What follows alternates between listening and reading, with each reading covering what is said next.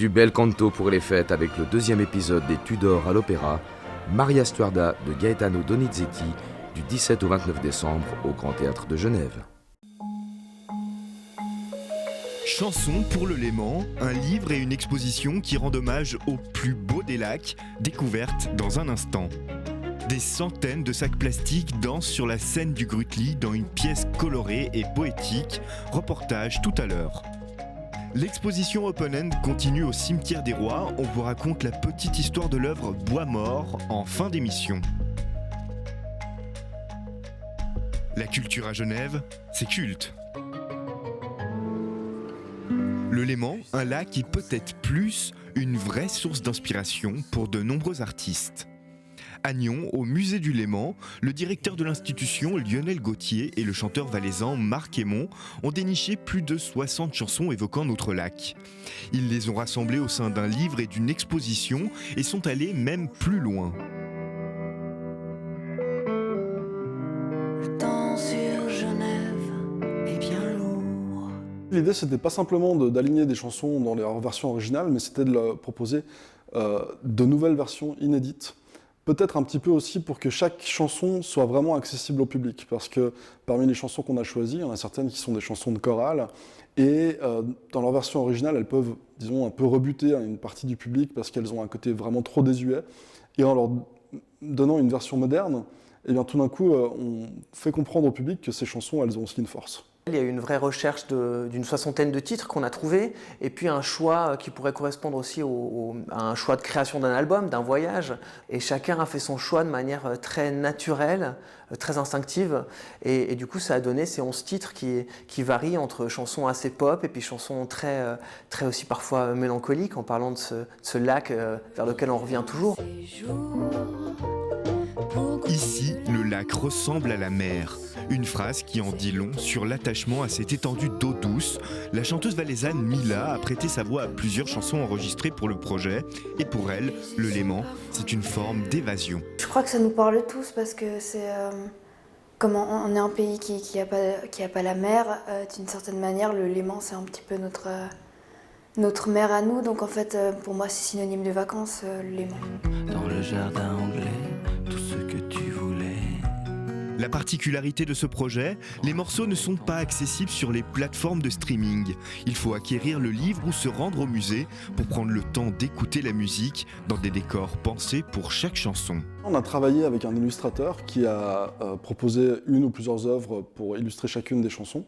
Et puis ensuite, on a créé des ambiances pour que le visiteur, la visiteuse puisse vraiment se plonger dans l'ambiance de la chanson, que ce soit un salon de grand hôtel, un cinéma, un bistrot vaudois. Donc ça, c'est l'incroyable travail justement de Lionel Gauthier, du musée du Léman et de toute leur équipe qui ont fait une muséographie et qui nous ont permis d'accrocher ces chansons au mur, mais ensuite de les rehausser avec un vrai univers où le public peut venir s'asseoir, ouvrir un livre, entrer dans l'histoire des chansons.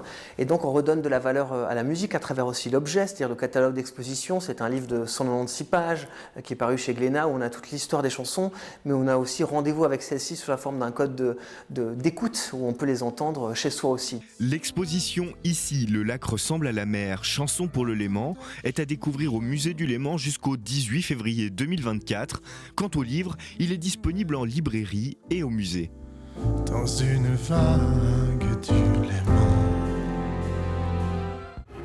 Sur la scène du Grütli, une mer de plastique.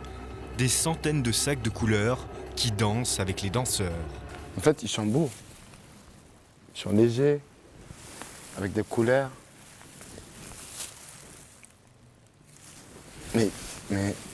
Mais ça nous tue, en fait. Ça nous tue. Ça tue notre environnement, ça tue nos terres.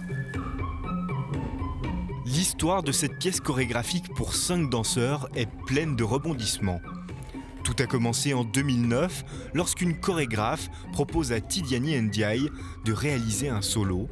Se pose alors la question de l'univers dans lequel il évoluera. Spontanément, je l'ai dit, j'ai envie de travailler sur ma chambre. Parce que ma chambre, à l'époque, peut-être même maintenant, mais à l'époque, c'était quand même un grand désordre, un grand bazar. Du coup, on a commencé à travailler, j'ai transposé ma chambre sur la scène. Je me suis interrogé de qui je suis, de quelle société, de quel environnement où je vis. Et du coup, c'est là où ça a été une coïncidence avec les rues de Bamako, où c'est quand même, c'est pas comme les rues de Genève, c'est les rues de Bamako, c'est quand même un grand bazar, et il y a les montagnes d'ordures, il y a tout ça. Tidiane a grandi dans la capitale malienne face aux décharges où le plastique pollue le sol. Une problématique qu'il a continué à travailler depuis ce premier solo, l'amenant à la création de Mère Plastique. Tous ces sacs-là, il y a des sacs qui ont plus de 12 ans avec moi.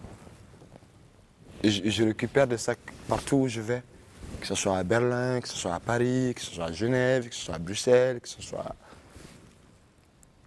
Je récupère, il y a des sacs achetés, mais tous biodégradables.